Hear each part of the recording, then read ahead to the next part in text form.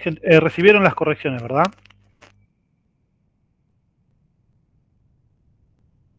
Bien, good. Si llega a haber alguna pregunta con respecto a las correcciones, algo que ustedes contestaron que creen que está bien, o la respuesta que le dio no es exactamente la misma que pusieron ustedes, pero ustedes escribieron más completa que la respuesta predeterminada, avísenme, ¿sí? Porque tuve un par de mensajes al respecto. Yo veo eso uno por uno y hago las correcciones que hagan falta. Bien, bueno, vamos arrancando con lo que tenemos que hacer durante estas 2 semanas. Están las semanas 9 y 10 juntas acá. Estoy viendo así, let's go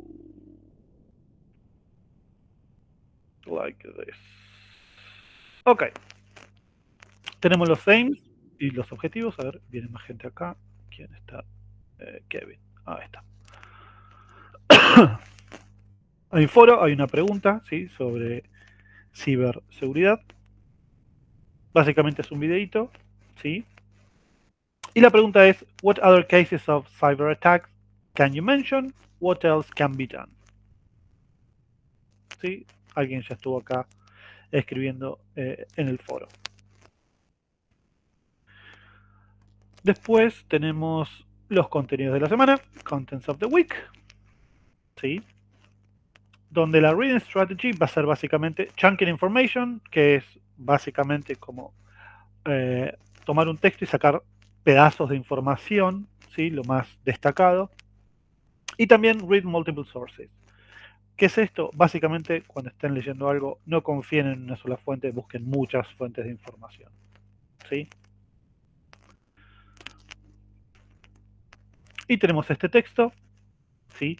Donde researchers watched 100 hours of hackers hacking honeypot computers. ¿Tuvieron oportunidad de leer esto? ¿O de verlo por lo menos? Yes, no, maybe.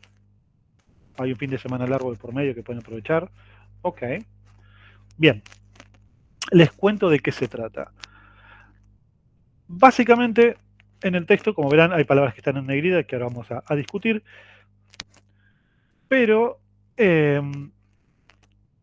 hubo investigadores que pusieron unas computadoras sacrificables, que le dicen honeypot, porque son como frascos de miel, porque atraen a las moscas.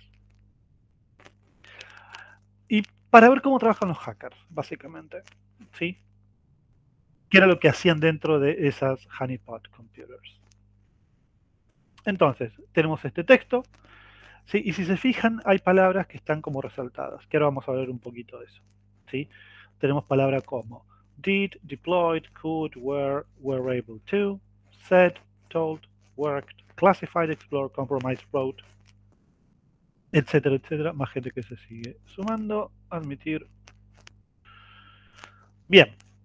Y acá tienen la fuente donde está el texto completo. Esto está adaptado, ¿sí? Y hay palabras que están en rojo, por ejemplo, moreover.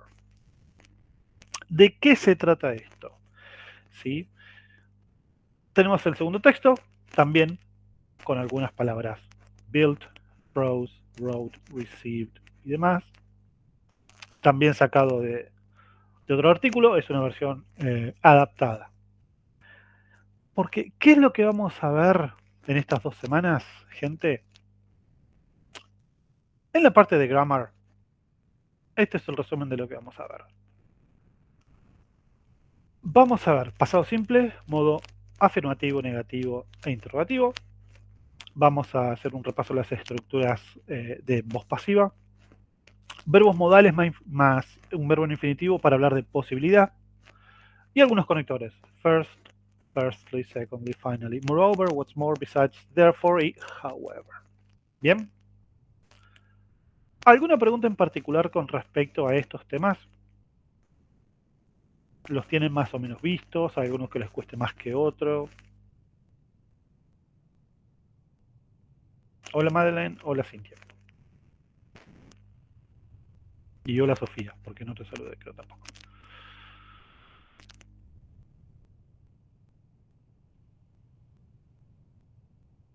¿Alguna pregunta con respecto a estos en particular?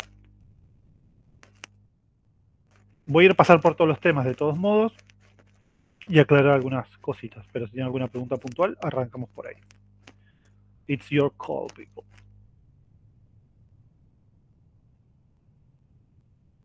Ok. I'm gonna guess no questions. El que calla otorga. Bueno, empezamos con el famoso y querido verbo to be. En pasado. En presente, ¿se acuerdan cómo era, verdad? Is, am o are. Imagino que a esta altura más o menos lo tienen. De hecho, por lo que hicieron el examen, asumo que lo tienen. El pasado es was o were. I, he, she ate es was. You, we, they were. Básicamente, the hacker was persistent. Es lo mismo que el hacker era o fue persistente. ¿Cómo nos damos cuenta cuando traducimos el to be como ser o estar o fue o era? Contexto. Lo podemos traducir como querramos, básicamente, pero el contexto es lo que nos va a ayudar. ¿Sí? Hay acá negativo, was not, were not o wasn't, weren't. Y como siempre menciono, cada vez que hay una pregunta en inglés, hay una inversión de orden. Algo pasa al frente. El afirmativo es I was, entonces la pregunta va a ser was I. ¿Bien? ¿Alguna pregunta con respecto al verbo to be en pasado, was y were?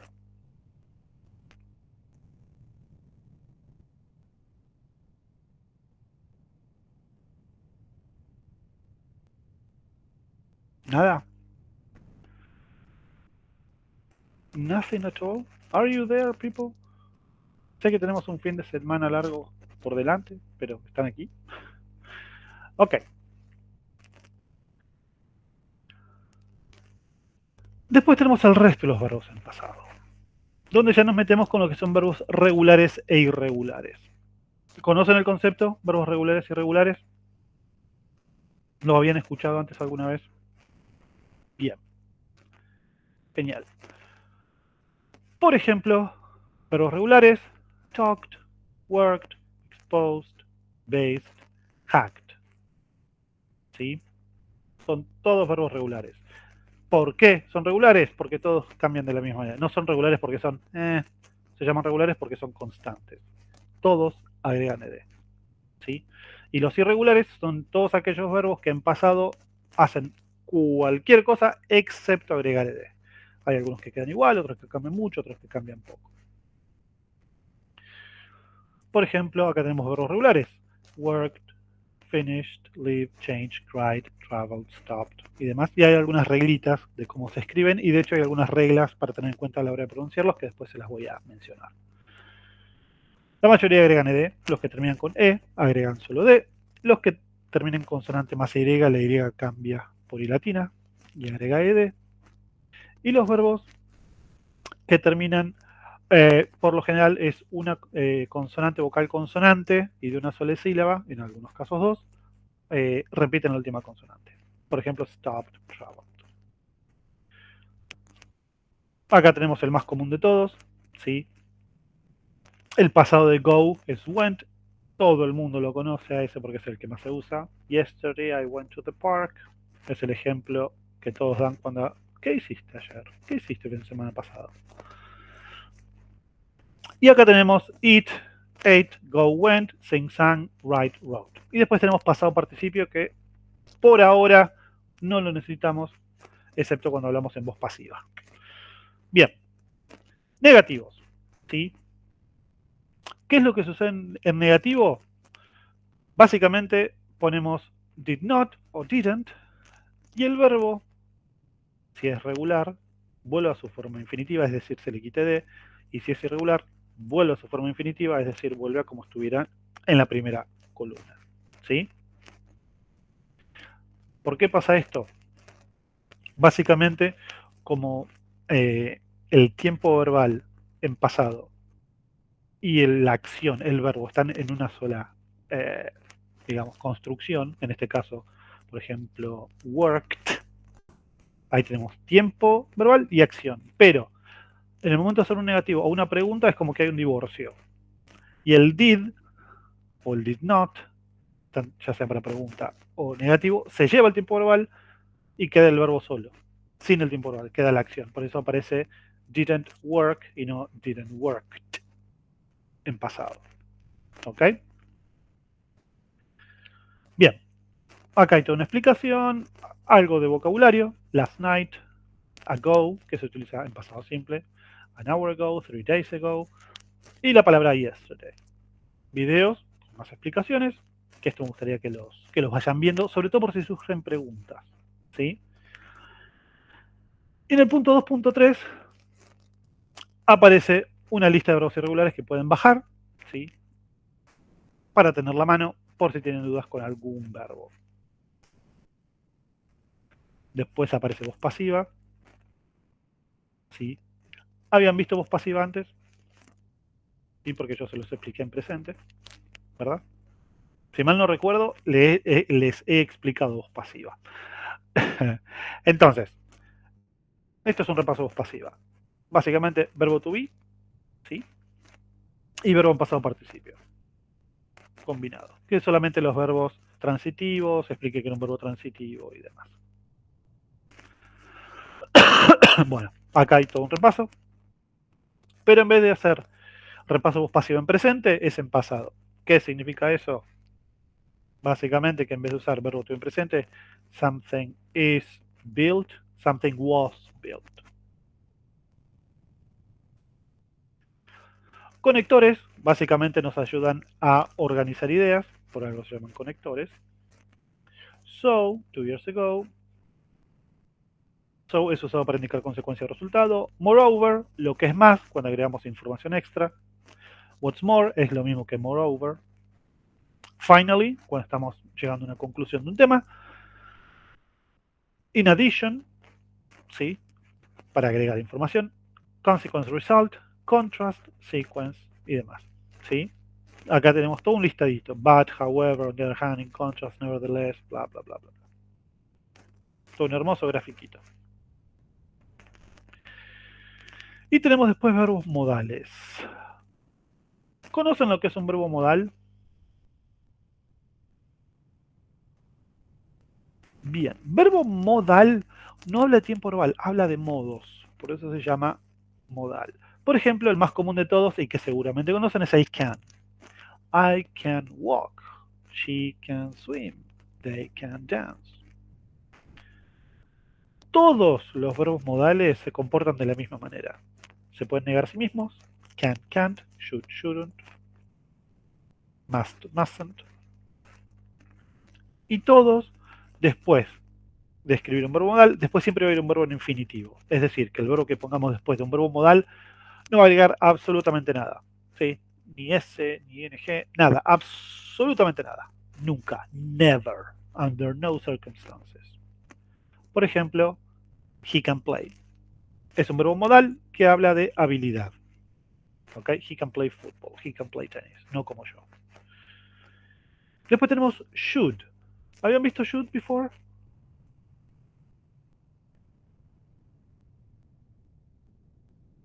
No sé. Exactamente. Es para dar consejos. Debería. Después, must, que habla de obligación.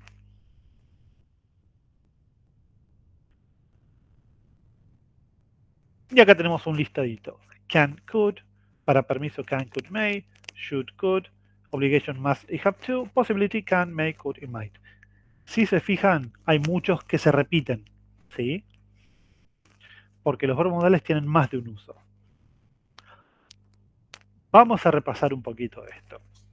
Profe, ¿te hago una pregunta? Dime. Respecto a los verbos modales, Sí, por ejemplo, tomando como comparación el can, si yo sí. digo el be able to, ¿qué sería? ¿Sería una frase verbal No, o...? técnicamente el to be able to cuenta con la particularidad que no es exactamente lo mismo que el can. Can es cuando tenés una habilidad. Y Bien. si if you are able to do something, tiene que ver con que fuiste capaz de hacerlo en una oportunidad, no es que tenías la habilidad de hacerlo. Ah, no es en continuado, digamos, que sucede. Exactamente. Si yo Ah, digo I could run fast when I was young, es porque yo tenía la habilidad de correr rápido cuando era joven, ya no. Pero si digo I was able to escape, yo fui capaz, o yo pude, se lo puede traducir como poder también, yo pude escapar, pero no es que tenía la habilidad de hacerlo, sino que es algo que pude hacer en un momento puntual. I was able to escape. Bien, o sea que digamos, como en la gramática sería momento puntual versus Versus prolongado. una habilidad del pasado. Bien, perfecto. Yes. Gracias. De nada. Tenemos entonces can y could para hablar de habilidad. Can, una habilidad en presente. Could, una habilidad en pasado. Para pedir permiso. Can I open the window? No estamos diciendo si tengo la habilidad de abrir una ventana, obviamente. Could you open the window? May I open the window? Son todos para permiso. ¿Saben cuál es la diferencia entre uno y otro?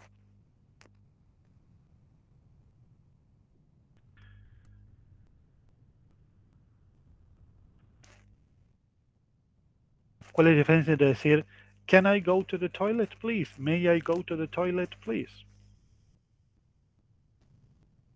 Algunos se preguntaron por qué a veces decimos can I open the window o may I open the window. ¿Cuál es la diferencia entre uno y otro? Sobre todo cuando estamos pidiendo permiso.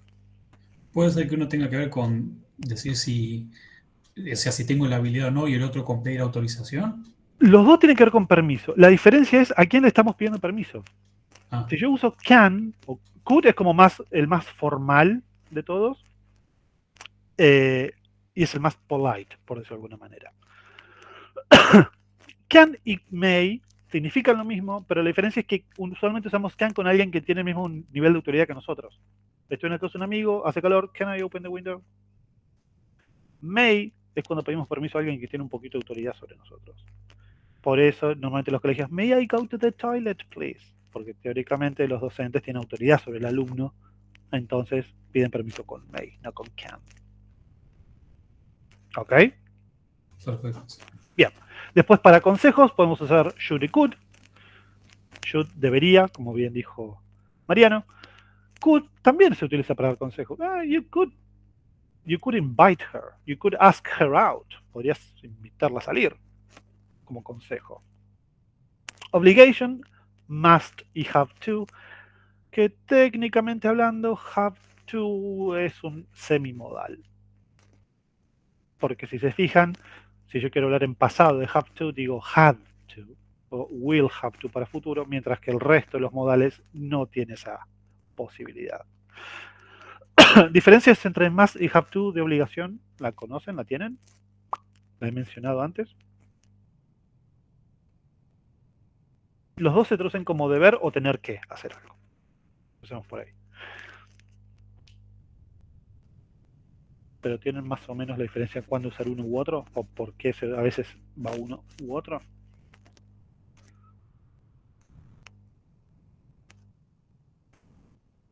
Let me show you. A ver, vamos a hacer esto. Share this tab instead. ¿Cuál es la diferencia entre decir I must get a haircut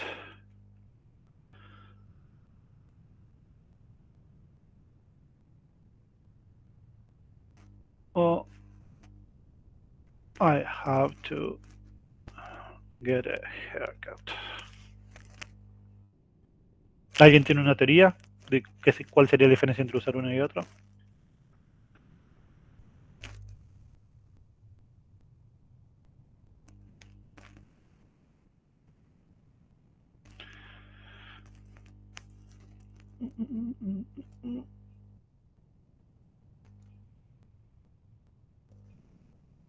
Any theory? Ahí les comparto el link por si quieren entrar, porque cualquier cosa que yo anote ahí, después van acá, lo bajan como un PDF y queda todo muy lindo y prolijito guardado en sus respectivas computadoras.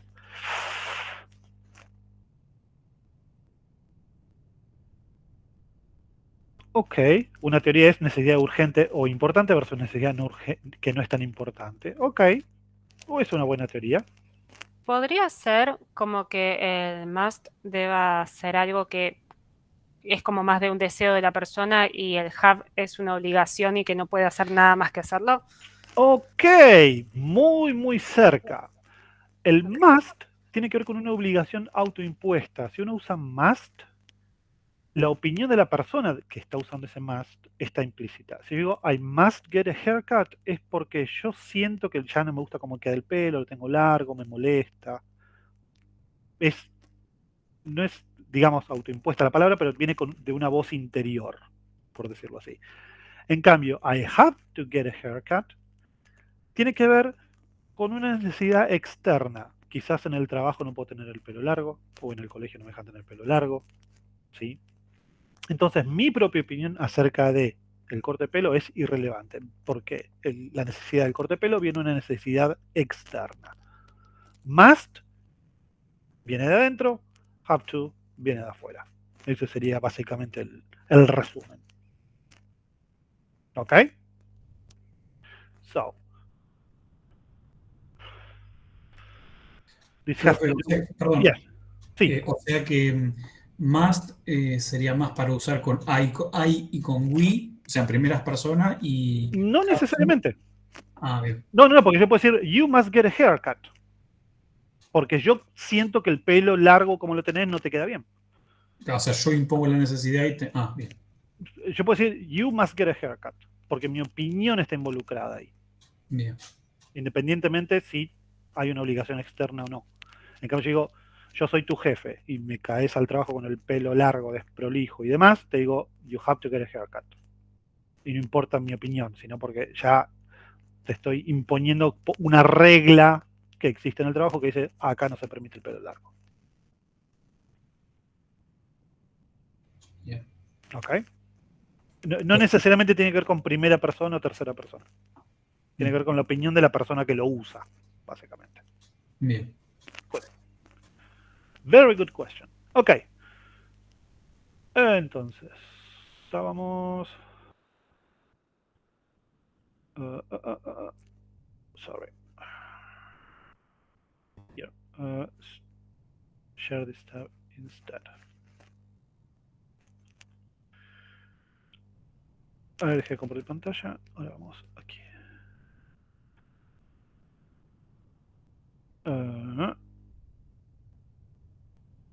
Sorry, give me a minute. Here we are. Acá está. Entonces, y después tenemos possibility, ¿sí? Can, may, could y might. También lo utilizamos para probabilidad. ¿Sí? Por ejemplo, he works a lot. He might be tired. Estamos hablando de posibilidad. Él trabaja mucho, él podría estar cansado en este momento. He might be tired now. Pero no hablamos necesariamente de certezas. ¿Sí? Acá están las explicaciones, básicamente lo que acabo de hacer, con modales y demás en un hermoso videito. ¿Sí? Y después hay vocabulario que va a aparecer a lo largo de las lecturas.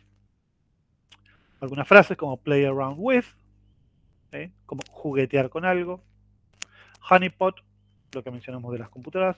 Reconnaissance, it comes from French, obviously, viene del francés. Reconocimiento. Footage. Brute force, click fraud, surveillance. RPD, remote power distribution, leave it at that, etcétera, etcétera. Les recomiendo, como siempre, revisar el vocabulario por si surgen algunas dudas o ustedes creían un significado o conocían un significado diferente. Diferencia entre may y might es minúscula. El might podría ser un poquitito más respetuoso que el may en cuanto a pedir permiso y en cuanto a posibilidad no hay diferencias. Puedes usar may o might. No hay diferencias. Estoy respondiendo una pregunta de Madeleine en el chat. Por si no sabían de qué estaba hablando. Ok. Después hay básicamente acá una sopa de letras. Y después hay un par de actividades de Reading Comprehension. ¿Ok? Esto lo vamos a trabajar durante 2 semanas. O sea, esta clase y la que viene vamos a ver el mismo material. Así que les aconsejo que vean todo por si surgen dudas. ¿Ok? Así la clase que viene aclaramos todo lo que haya que aclarar. Entonces, este es uno de los textos, ¿sí? Que habla justamente de los de las Honeypot Computers. Y acá pregunta, dentro de este primer párrafo encontrar un ejemplo de verbo irregular y escribirlo. ¿Sí? Después, un verdadero o falso, seleccionar una de estas tres opciones. ¿Cuál es el significado de la frase hackers could remotely control the compromised servers as if they were regular users? ¿Cuáles de estas acciones los hackers no realizaron en esta ocasión, después de leer esto? ¿Cuál de estas? Responder, etcétera, etcétera, etcétera. ¿Sí? ¿Qué significa moreover en este caso? Y después, con respecto al segundo texto, básicamente hackearon las máquinas de McDonald's de hacer helado. Así que cuando lean el texto va a ser bastante divertido. Lo mismo, qué significa lo que está acá en rojo, encontrar ejemplos y demás. Lo de siempre. ¿Ok? Ah, para los que llegaron más tarde. Si ven alguna discrepancia entre o creen que la respuesta que pusieron en el examen la semana pasada y la respuesta pregrabada son muy similares, avísenme. ¿Sí? Ya tuve algunas personas que estuvieron consultando, porque yo reviso esas respuestas y las puedo dar por válidas. ¿Sí? Reviso cada duda que tengan ahí.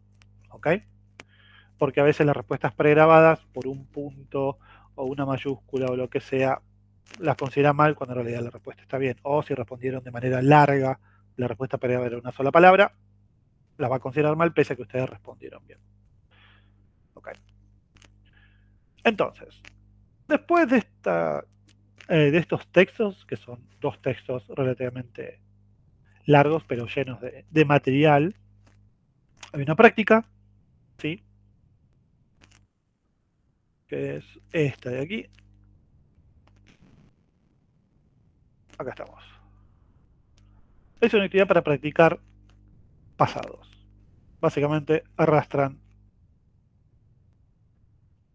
para completar el texto. Lo mismo acá, pero en este caso es voz pasiva. ¿Sí? Was suggested, was used, are called, is guided. Lo mismo acá. Fíjense que los que son azules van acá, los que son lilas van acá. No pueden mezclarlos. ¿Sí? Donde tienen que básicamente decir cuál es el uso que se le está dando a can, may, must, shouldn't, could. ¿Sí? Podemos hablar de obligación o habilidad. Dice acá advice es advice. Hay un pequeño error de tipeo. Falta, necesidad, permiso, posibilidad, etcétera, etcétera. Y el último, el que estaba en pantalla, elegir la opción correcta. Creo que si hago clic, usted no ven el menú desplegable. Pero hay conectores, ¿sí? Y después hay un hands-on, que ahora les tengo que dejar de compartir esta pantalla para compartir pantalla completa. Share entire screen. Ahí está. ¿Qué tiene que ver con las estrategias de comprensión lectora? Hasta ahora vimos distintas estrategias, como hacer un círculo de las palabras que no son familiares, usar el contexto para buscar significado, buscar el significado en diccionarios, subrayar, leer en voz alta y demás, pero ahora speed reading using chunking information. Básicamente chunking, como les dije, es agrupar palabras que sean importantes, normalmente suelen ser verbos sustantivos y adjetivos para ir entendiendo de qué se trata un texto. Entonces, lo que van a tener que hacer es leer el texto, ¿sí? Chunk the text, separar el texto, cosa que haya párrafos, y a cada párrafo, como lo separen, agregarle un subtítulo, ¿sí? Fíjense, el texto está así, o sea, ilegible básicamente. Tienen que chunkearlo, separarlo en párrafos y ponerle subtítulos a cada párrafo entre estas opciones. Bien. Cosa que tenga más sentido y sea más fácil de leer también para ustedes. La fuente del texto está acá, sí, esto es un texto que está adaptado. ¿Ok? Vuelvo aquí. Y después hay práctica extra, por si quieren, en el ESL Collective, que es un juego. ¿Sí? Hay un video en voz pasiva, y demás. ¿Ok? Entonces, gente, ¿alguna pregunta hasta acá? Tenemos 2 semanas para trabajar esto.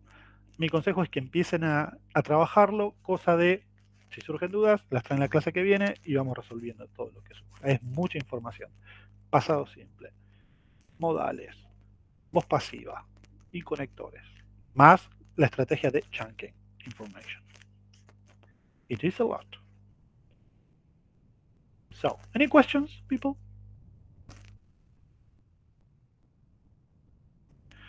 Let me stop sharing my screen so I can see you. So far so good. Buena frase. Ok. Si no hay más preguntas, entonces, gente, los libero y espero que tengan un muy lindo fin de semana extra large.